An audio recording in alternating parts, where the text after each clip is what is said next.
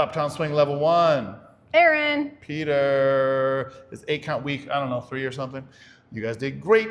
We did swing outs, which are very fancy and tricky, but you did a really good job with them. We're gonna make them even better next week. So we did swing outs into circles. Like this. Hey, hey. Watch it again. Where do you go? Rock, step, I step behind, I go, hey, I turn around. I step back every time. She's cool going backwards. No big deal. She's backwards. Whee! Doesn't care, facing me. She's facing me the whole time coming in, so she's catchable. So we did a couple solo things. Leaders, your solo thing was when we started with the circle. Remember we did rock, step, triple step, turn, turn, back it up. Rock, step, triple step, turn, turn. That was the part we had to get to. And then you had to take your right side, not your right foot, your right side, and back it up a little bit.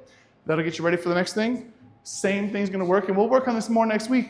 If you think about a swing out, it's more linear. So it's gonna go like this. Triple step, turn, turn, back it up. Same idea, just less turning, a little more line there. So that's something you can practice if you like. We'll work on it next week. And followers, we talked about facing your leaders as you come in, which is tricky.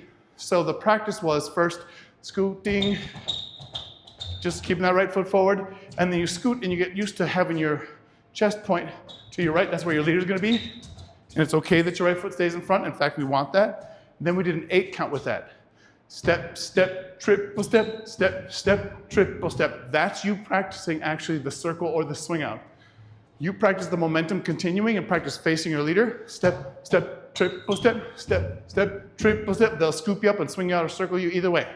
Great work, everybody, and we'll see you next week. Ha ha ha.